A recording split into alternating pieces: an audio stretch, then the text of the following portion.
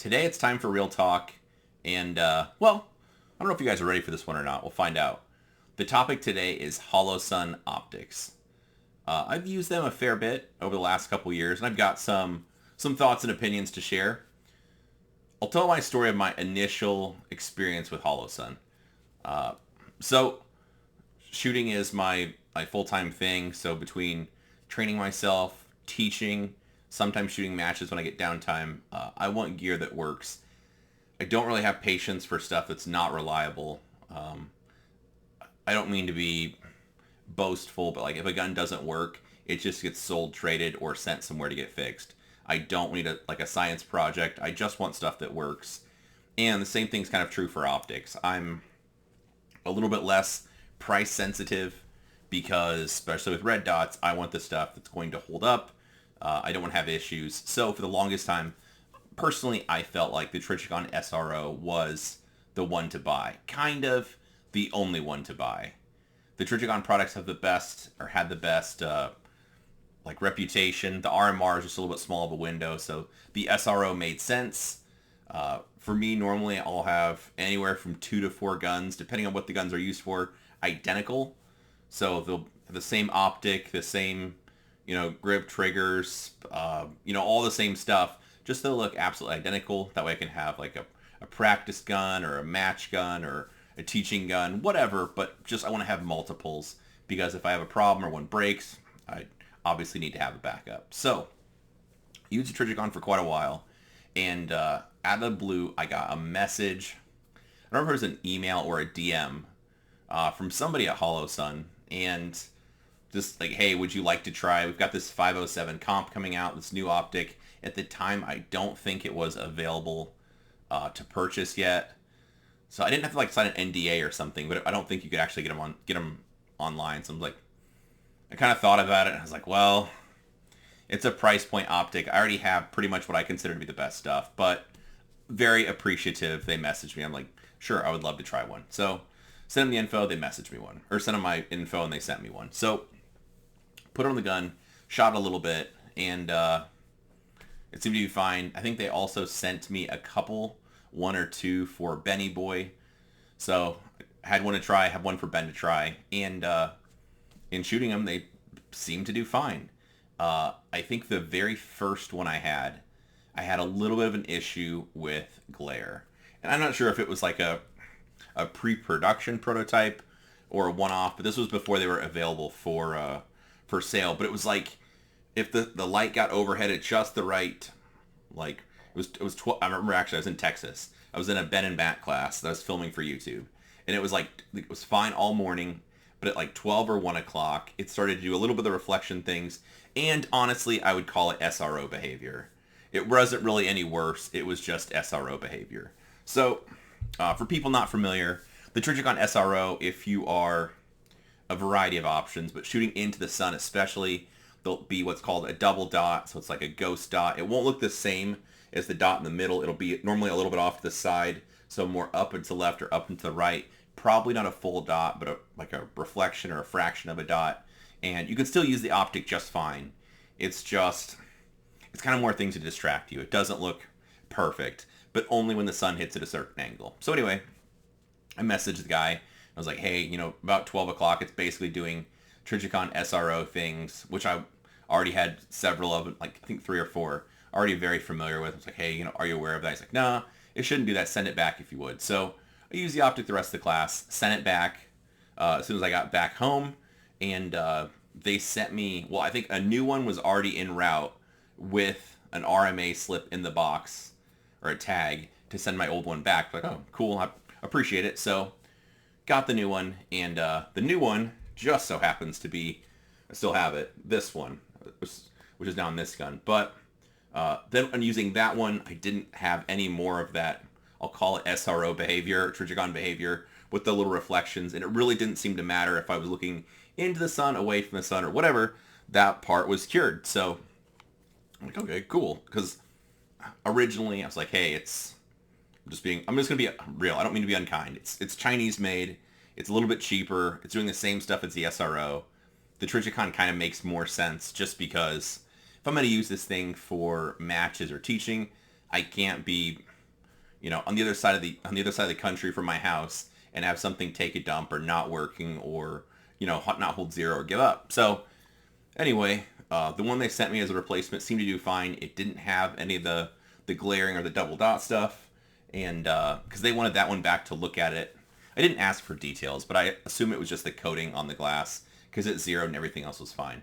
And so anyway, I think at that time I was using 3 polymer M&Ps, or I'm sorry, not M&Ps, PDPs. So 2 primary guns and then just a third gun because. So on the third gun, I left the 507 comp and I used it for my practice for, I don't know, like the end half of that year, the rest of that year, and never really had an issue. So I was like, oh, that's kind of cool. So then when I need another optic in the future, I was like, oh, I'll try one out for a steel frame. So anyway, fast forward, I was wrong about my initial thoughts. Originally, I was just looking at price point thinking, hey, it's kind of a cheaper optic. I'm not all that interested just because normally, I'm not going to say cost is associated with quality, but as a rule of thumb, if there's an expensive one and a cheap one, my thought process is if I get the cheap one, what am I giving up or what does it not have? Because normally the more expensive one is better. Through a few years in shooting and stuff, I don't think that's the case with optics anymore, but that was really my initial thought. So fast forward, this gun sat on that training polymer PDP for years, been good to go. And then when I got this, Parker Mountain Machine was sending me this top end for a steel frame. I needed an optic and I had to rob it from somewhere. And so I thought, I'll just keep using that one. So I robbed it from that gun to put on this one, but this is, it's got some scratches, a little bit of wear and stuff, but still the replacement 507 comp I was sent back in the day, it's still working fine. No issues as far as holding zero or giving up.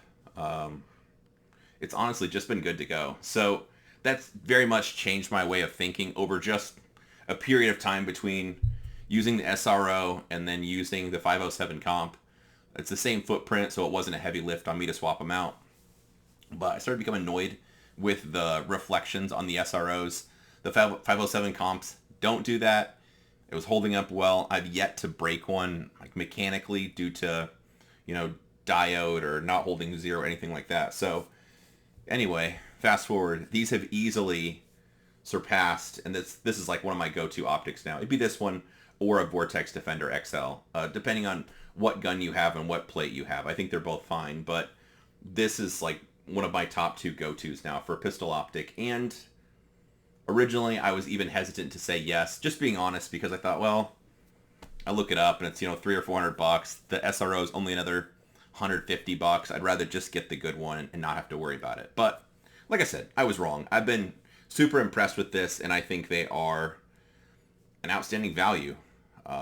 Normally, I feel like you get what you pay for, but with this is a lesser price than most of the options out there.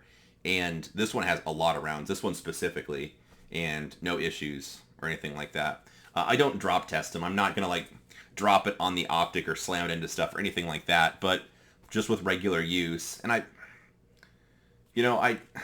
try to care for my guns, not in the way that I'm afraid of setting them down hard, but I don't slam stuff around. I do try to be kind to stuff, but this thing was shot a ton and no issues. So then shooting rifles, my go-to rifle optic was the EOTech for many years, just because lots of good reasons. I like the donut reticle. At times it's a little bit busy, but I like having the small dot, and then I like having that hash at the bottom of the reticle for closer CQB type distances for the holdover, like 10 meters and in. Some people like using it for range finding, whatever. So one of those with a G33 magnifier was really my go-to red dot for carbines. Fast forward, and I got to try out one of the AIMs. AEMS is the way it's spelled, and it was the same story. It's like, okay, this thing's less money than an EOTech. It does everything just as well. The one feature this has that the EOTech doesn't have that probably won me over was the ability that you can change reticles just by holding down the minus button. That is, I think, the dot itself is fine, but my favorite feature of this one, because for just shooting at distance or any amount of fast rapid shooting, if I don't need to do holdovers, I strongly prefer having just a plain dot. However, there are times where I'm maybe shooting where I want to have precision, and I don't know, if you aim at nothing, you hit nothing was the old saying, but I don't like doing the ghost hold as much if I don't have to. So it's easy just because you hold down the minus button and it'll toggle through 3 different reticles on this optic. So plain circle, like the big ring with nothing inside of it, just a plain dot, or the dot and the ring. So it looks like the EOTech style reticle or the donut reticle, whatever it's called. So that feature alone got my attention, and now I've got maybe 2 or 3 of these and no issues at all. It's same story. I guess I would say the only issue I had with the original one was I think I fought a little bit of parallax at times, but it's tough to say because I'm not like doing bench or precision work. But I felt like the old test was if you get behind the optic and you're looking at the target, if you nod your head up and down or left to right, if the dot appears to move on the target, then you're fighting some parallax. So if your head positioning moves, that's going to affect where the bullets go. So I think the first series of these had a little bit. For anything practical shooting, it was more than fine. But I'm just a little bit artistic, and I like having my gun zeroed where I can, like 5 shots on a 1-inch pacer at least at 50. So I want to have it as good as I can, or as close as I can. So this one's the Ames. It's the X2, or the second iteration of it. And they cleaned up the diode a little bit, and it doesn't have the parallax. So this would be my go-to now rifle sight. And I still have EOTechs. However, I really don't take them out very much anymore. And I did a couple weeks ago, just for some fun at training, just to try it. And I love everything about it. However, I was just annoyed that I couldn't turn off the outside ring. And it's just a bit busy, especially for distance shooting, like 20, 30 meters. Just having a plain dot makes a world of difference when I'm trying to just shoot and react to the color of my sight. And instead, I gotta fight, don't react to the color of the outside ring. Instead, I'm reacting to the color of the small little dot in the center. So anyway, that's kind of another Holosun success story. I started using the Ames, and it just became my go-to. I've got one of their magnifiers also. This one, truth be told, I think the mounting itself, or the adjustment, it's fine. I like the EOTech one a little bit better, just for how positive it feels when it snaps. But this works fine as far as eye relief and actually seeing through it and all that business. The other part is, for the price of the red dot and the magnifier, it's about what the price is of, an EXPS. So I like the lower third co-witness EOTech. So you can get the optic and the magnifier for the same price as just the EOTech optic. And like I said, no issues. So this one's been another no-brainer, kind of my go-to. The other thing I like is this one, you can change the little pedestal that it comes on. So this one's set up on an ADM, so American Defense quick release for a lower third, which is the height I prefer for rifle optics. But if not, you can run it all the way up to 2.2 or down to co-witness height. So entirely up to you. The hardware it comes with is lower third, which the hardware it comes on is good to go. Then I decided I needed a suppressed pistol. Well, I didn't need, but I wanted. So I was looking at red dots, and I decided I wanted to try a closed emitter. Thought, I've had such good luck with Holosun so far, I will give another one of those a try. This one, it was 2 different models. Should look at their website. This is a 509T. There's another one. I'm not going to find it. Oh, EPS is what it's called. So this one is a little bit taller than the EPS, which is what I think it made sense. The EPS might have a little bit clearer glass, but I liked that the optic was plenty high and I could see over the suppressor while using it. I don't really know that I'm the enclosed optic is that much better than the open emitter, but I wanted to try the enclosed emitter. So this has been fun to mess with around too. This thing travels with me from time to time and sits on some nightstands at hotels and junk just because, why not? And anyway, same deal. It's been a home run. Probably the only complaint I have with this one is the glass is a little bit turquoise-ish. So I'll just keep referring to SROs, but kind of that little trichicon kind of greenish hue to it.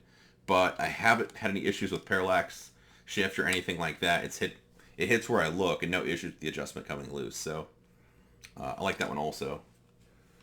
One more. This one I got sent for free. This one I didn't pay for. But this one is ARO, an advanced rifle optic maybe. This one is only retails for $200, and this one's like kind of the same deal. It's for $200. I did not really have high expectations either, because I think that's pretty cheap for a rifle red dot, and this one has been really good. No issues with parallax. It's kind of got those Aimpoint T2 vibes. I could find an angle. You kind of get the idea. And it comes with a little pedestal, so it's a co-witness or a lower third is the little pedestals that come with. You can detach that from the optic. So anyway, another success story there. So I don't know. I don't mean to be a Holosun shill, but honestly, I just think they're a really good value. The only pushback, I mean, people have, I think, pushback for the original reasons that I was pretty hesitant to try them, just because they're at a significantly less price point than some of the competition, and it's like, well, you know, like they're made in China, it's a price point optic, what's wrong with it, kind of a thing, or what are you giving up? I just have yet to break one. Again, I don't do like drop tests, or I'm not, like, I'm kind to my gear in the way that I don't like try to rack it off stuff or see if I can cause a failure, but just with regular usage or drawing from the holster, shooting it a lot, they've been on loaner guns, I've yet to break one. So I don't know. For that reason, they've just became one of my go-tos and one I easily recommend out to people.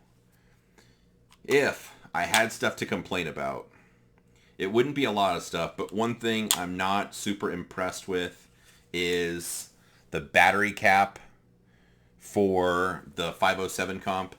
Well, I think it can happen on the other ones, but it seems like it only happens to the 507.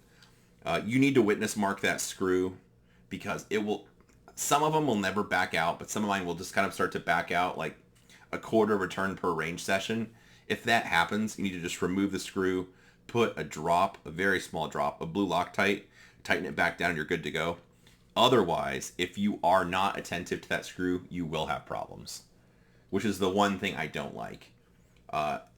People that aren't attentive or don't witness mark it, at some point, the screw will come out, and if it comes loose while you're shooting, the battery tray here will slide out, and the optic will obviously not run without a battery inserted. So that's the one complaint I have with this optic that I wish was different.